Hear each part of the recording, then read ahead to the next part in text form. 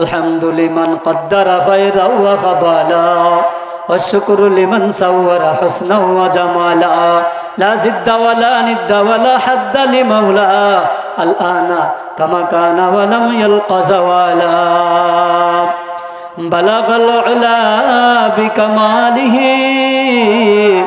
كشف الدجى بجماله حسنت جميع خصاله صلوا عليه وآله لا إله إلا الله لا إله إلا الله لا إله إلا الله لا إله إلا الله لا إله إلا الله আসমান জমিন গায়রুল্লাহ চন্দ্র সূর্য গায়রুল্লাহ লা ইলাহা ইল্লাল্লাহ লা ইলাহা ইল্লাল্লাহ লা ইলাহা ইল্লাল্লাহ এই কালেমার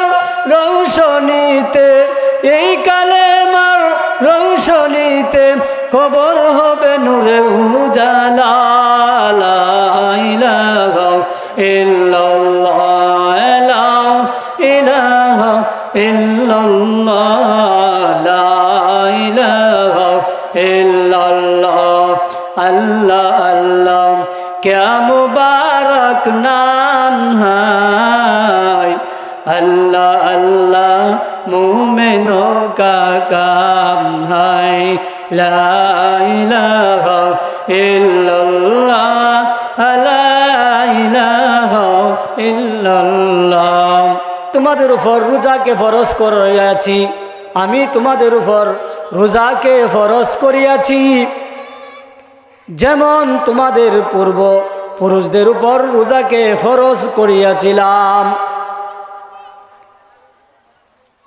ইয়া আইয়ুহাল্লাযীনা আমানু কুতিবা আলাইকুমুস সিয়াম কামা কুতিবা আলাল্লাযীনা মিন ক্বাবলিকুম লাআল্লাকুম তাত্তাকুন আমি আল্লাহ তাআলা তোমাদের উপর রোজাকে ফরজ করিয়াছি যেমন তোমাদের পূর্বের লোকদের উপর রোজাকে ফরজ করিয়াছিলাম লাআল্লাকুম তাত্তাকুন যেন তোমরা পরহেজগার মুত্তাকি হতে পারো তো আল্লাহ তাআলা কেন রোজাকে ফরজ করলেন রোজার মাধ্যমে আমরা আল্লাহ ওয়ালা হব বুজুর্গ হব এজন্য আল্লাহ তাআলা রোজা আমাদের উপর নাজিল করেছেন তো এখন যে মাসটা চলছে সেই মাসের নাম হলো আরবিতে শাবান মাস শাবান মাস প্রায় শেষের পর্যায়ে আমরা রোজা রাখার জন্য এখন থেকে প্রস্তুতি গ্রহণ করব আমার আপনার নবী হযরত মুহাম্মদ মুস্তাফা সাল্লাল্লাহু আলাইহি ওয়াসাল্লাম রজব এবং শাবানে একটা দোয়া পড়তেন আল্লাহুম্মা বারিক লানা ফি রজব ওয়া শাবান ওয়া বাল্লিগনা রমাদান আল্লাহুম্মা বারিক লানা ফি রজব ওয়া শাবান ওয়া বাল্লিগনা রমাদান দোয়া করতেন বলতেন ই আল্লাহ আপনি রজব এবং শাবানে বরকত দান করুন রজব এবং শাবানে বরকত দান করুন রমজান পর্যন্ত আমার হায়াতকে পৌঁছাইয়া দেন এজন্য আমরা আরবিতে দোয়াটা শিখব দোয়াটা বেশি বেশি করে পাঠ করব আর আল্লাহ তাআলার কাছে বলবো আল্লাহ রজব এবং শাবানে বরকত দান করুন রমজান পর্যন্ত হায়াতকে লম্বা করে দেন হায়াতকে দীর্ঘ করে দেন এবং প্রস্তুতি নিতে থাকব রমজানের জন্য 30টি রোজা রাখতে পারি একটি রোজার কি পরিমাণ দাম আমার আপনার নবী হযরত মুহাম্মদুর রাসূলুল্লাহ সাল্লাল্লাহু আলাইহি ওয়াসাল্লাম বলেন একটি কাক জন্মের পর থেকে নিয়ে মৃত্যুর আগ পর্যন্ত উড়তে উড়তে যে পর্যন্ত যায়, আল্লাহ তাআলা একজন রোজাদারকে সে পরিমাণ সওয়াব দান করিবেন। প্রাণী জগতের মধ্যে কাকের হায়াত অনেক লম্বা এবং সেই কাক শূন্য আকারে উড়ে। নবী বললেন, একটা কাক তার জন্মের পর থেকে নিয়ে মৃত্যুর আগ পর্যন্ত উড়তে উড়তে যে পর্যন্ত যায়, একজন রোজাদারকে আল্লাহ তাআলা সেই পরিমাণ সওয়াব দান করে। এজন্য আমরা রোজাগুলোকে রাখার জন্য প্রস্তুতি এখন থেকে নিব। হযরত আবু হুরায়রা রাদিয়াল্লাহু তাআলা আনহু বলেন, নবী করিম সাল্লাল্লাহু আলাইহি ওয়াসাল্লাম ইরশাদ করেছেন, عن أبي هريرة رضي الله تعالى عنه قال قال رسول الله صلى الله عليه وسلم من صام رمضان إيمانا واحتسابا غفر له ما تقدم من ذنبه। আবু হুরায়রা রাদিয়াল্লাহু তাআলা আনহু থেকে বর্ণিত, তিনি বলেন, নবী করিম সাল্লাল্লাহু আলাইহি ওয়াসাল্লাম ইরশাদ করেছেন, মান সামা রমাদানা ঈমানান ওয়া ইহতিসাবান গুফিরা লাহু মা তাকদ্দামা মিন যামবিহি। আবু হুরায়রা রাদিয়াল্লাহু তাআলা আনহু থেকে বর্ণিত, তিনি বলেন, নবী করিম সাল্লাল্লাহু আলাইহি ওয়াসাল্লাম ইরশাদ করেছেন, যে ব্যক্তি রমজান মাসে ঈমানের সাথে সওয়াবের আশায় রমজান মাসে রোজা রাখবে, আল্লাহ তাআলা তার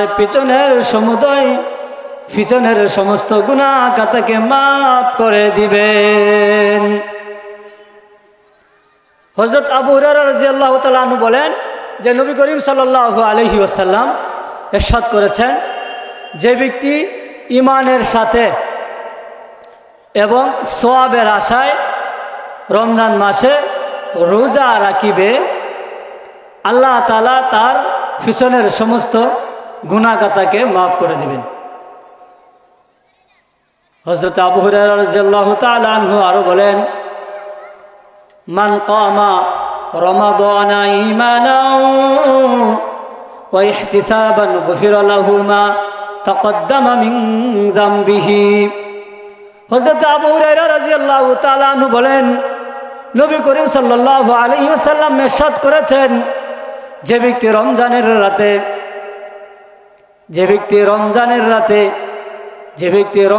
রাতগুলোতে ইবাদত বন্দেগী করবে, আল্লাহ তাআলা তার পিছনের সমুদয় গুনাহ খাতাকে মাফ করে দিবেন। এজন্য রোজা রাখার পরে রাত্রে ইবাদত বন্দেগী করতে হবে। 2 নম্বরে বলেন, যে ব্যক্তি রমজানের রাত ইবাদতে কাটাবে, আল্লাহ তাআলা তার পিছনের সমস্ত গুনাহ খাতাকে মাফ করে দিবেন। সুবহানাল্লাহ। হযরত আবু হুরায়রা রাদিয়াল্লাহু তাআলা আনহু বলেন, মান কামা লাইলাতুল কদরি ঈমানান ওয়া ইহতিসাবান গুফিরা লাহু মা তাকদ্দামা মিন যামবিহি। যে ব্যক্তি কদরের রাত্রিতে ইবাদত বন্দেগী করে, আল্লাহ তাআলা তার জীবনের সমুদয় গুনাহ খাতাকে মাফ করে দেন। নবী সাল্লাল্লাহু আলাইহি ওয়াসাল্লাম বলেন যে আমরা জানি আল্লাহ তাআলা একটা রাত্র আমাদেরকে দিয়েছেন, যে রাত্রটা 1000 মাস হইতে উত্তম। লাইলাতুল কদরি খায়রুম মিন আলফি শাহর, সূরাতুল কদরের মধ্যে আছে। আল্লাহ তাআলা বলেছেন যে তোমাদেরকে আমি একটা রাত্র দান করেছি, যে রাত্রটা 1000 মাস হইতে উত্তম। আল্লাহ নবী সাল্লাল্লাহু আলাইহি সাল্লাম ইরশাদ করেছেন, 1000 মাস মানে আল্লাহ তাআলা বুঝিয়েছেন যদি কোনো ব্যক্তি সেই কদরের রাত্রিতে ইবাদত করে একটা রাত্র মাত্র, তাহলে সে যেন 83 বছর 4 মাস সময় ইবাদতে কাটাইয়া দিল। সুবহানাল্লাহ। এজন্য আমরা রমজান মাস আসতেছে, তারাবি পড়ব, লাইলাতুল কদরকে তালাশ করব। আমার আপনার নবী শেষ দশকে ইতিকাফ করেছিলেন আর বুঝিয়েছেন, বলেছেন যে লাইলাতুল কদরটা বেশিরভাগ সম্ভাবনা শেষ দশকে হওয়ার। এজন্য লাইলাতুল কদরের রাত্রিতে জাগ্রত থেকে ইবাদত বন্দেগী করা, হিংসা বিদ্বেষ না রাখা, ইমামের সমালোচনা না করা। যে ইমামের পিছনে নামাজ পড়ে সেই ইমামের সমালোচনা করে, এজন্য তো আজকে জাতি ধ্বংসের দিকে গেছে। আল্লাহ তাআলা কোরআনে বলছেন, ফাওয়াইলুল লিল মুসাল্লিন। কিছু মুসল্লি আছে এরা ধ্বংসার্থ, এরা ধ্বংস হবে। এটা আল্লাহর কোরআনের কথা। যে লোকগুলো কারা, যারা হিংসা বিদ্বেষ, লোক দেখানো নামাজ এগুলো করে, লোক দেখানো রোজা রাখে, এদের ইবাদত আল্লাহ তাআলা গ্রহণ করেন না, আল্লাহ তাআলার কাছে কবুল হয় না। তো যে কথাটা বলতেছিলাম, আল্লাহ তাআলা বললেন যে আমি তোমাদেরকে রমজান মাস দান করেছি। এই রমজানের মধ্যে একটা রাত্র আছে, সেই রাত্রটা 1000 মাস হইতে উত্তম। আর 1000 মাস দ্বারা ব্যাখ্যা হলো, যে ব্যক্তি একটা রাত্রিতে জাগ্রত থেকে ইবাদত করলো, সে যেন, নবী বলেন, সে যেন 83 বছর 4 মাস সময় আল্লাহর রাস্তায় কাটিয়ে দিল। 83 বছর 4 মাস সময় ইবাদতে কাটিয়ে দিল। সে হাদিস বর্ণনা করেছেন হযরত আবু হুরায়রা রাদিয়াল্লাহু তাআলা আনহু। হযরত সালমান ফারসি রাদিয়াল্লাহু তাআলা আনহু থেকে বর্ণিত হাদিস। হযরত সালমান ফারসি রাদিয়াল্লাহু তাআলা আনহু বলেন যে শাবানের শেষ দিবসে, শাবানের শেষ দিকে আমাদের নবী হযরত মুহাম্মদ সাল্লাল্লাহু আলাইহি ওয়াসাল্লাম আমাদেরকে বলেছেন যে তোমাদের মধ্যে এমন একটা মর্যাদাপূর্ণ রাত্রি আসিতেছে, তোমাদের মধ্যে এমন একটা মর্যাদাপূর্ণ মাস আসিতেছে, যেই মাসের মধ্যে একটা রাত্র আছে, সে রাত্রটা হলো 1000 মাস হইতে উত্তম। নবী বলেন এই রমজান মাস, এই রমজান মাসের মধ্যে এমন একটা রাত্র আছে যে রাত্রটা 1000 মাস হইতে উত্তম।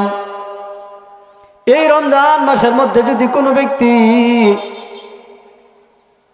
একটা নফল কাজ করে, কোনো ব্যক্তি একটা নফল ইবাদত করে, যদি কোনো ব্যক্তি একটা নফল ইবাদত করে, তাহলে সে যেন একটা ফরজ আদায় করিল।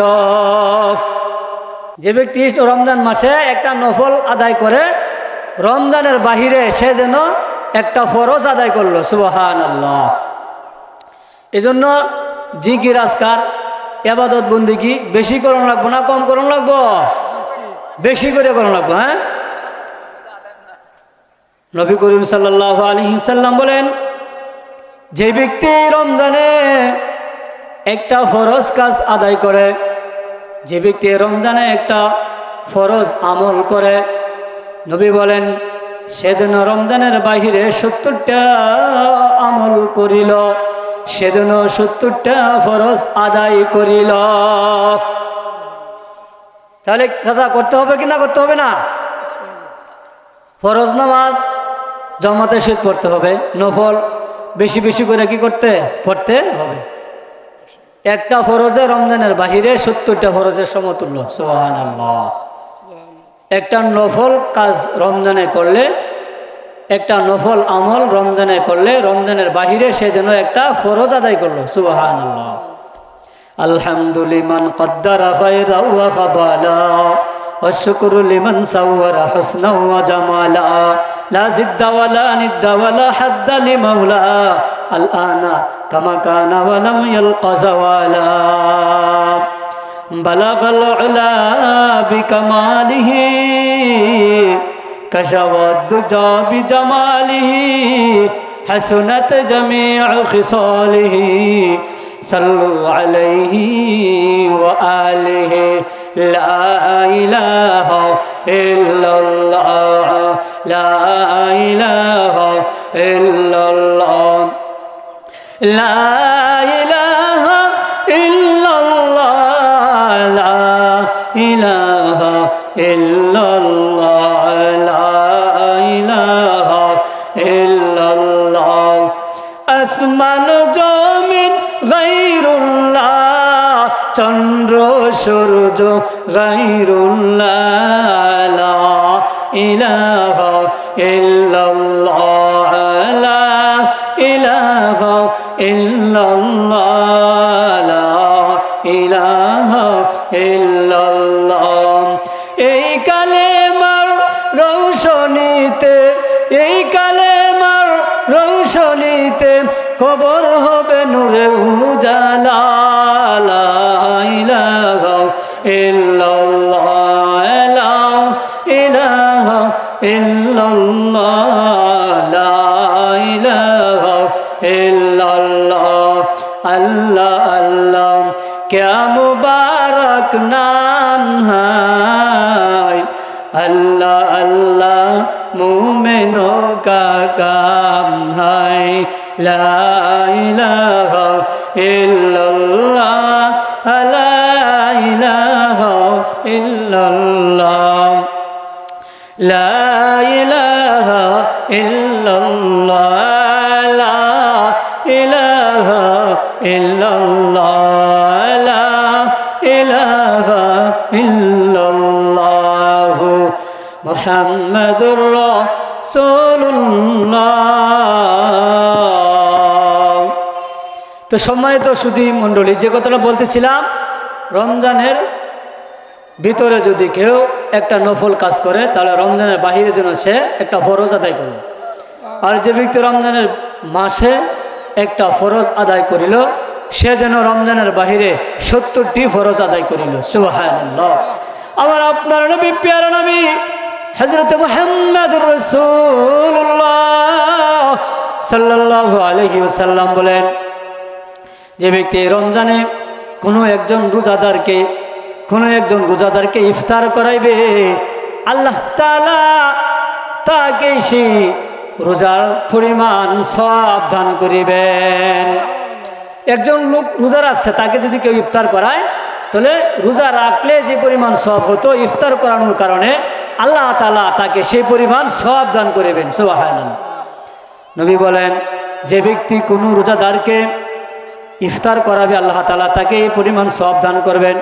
এবার সাহাবায়ে কেরাম বললেন, ইয়া রাসূলুল্লাহ, আমাদের মধ্যে তো এমন সামর্থ্যবান ব্যক্তি নাই যে ইফতারি করাবে তাকে তৃপ্তি সহকারে। এবার নবীজি বললেন, শুনো, যদি তৃপ্তি সহকারে ইফতার নাও করাতে পারে, তবে যদি এক ডুব পানি পান করায় অথবা এক গ্লাস দুধ পান করায় অথবা একটি খেজুর দ্বারাও যদি ইফতার করায়, আল্লাহ তাআলা তাকে রোজা রাখার পরিমাণ সওয়াব দান করিবেন। তাহলে এই কাজটা সহজ না কঠিন? সহজ না? মানে একবারই সহজ। একটা কিছু দিলাম একজনকে, অথবা এক ডুব পানি পান করাইলাম অথবা এক গ্লাস দুধ দিলাম, তো রোজা রাখলে যে পরিমাণ সওয়াব হতো সেই পরিমাণ সওয়াব আল্লাহ তাআলা কি করবেন? আপনার আমার আমল নামায় দান করবেন। সুবহানাল্লাহ।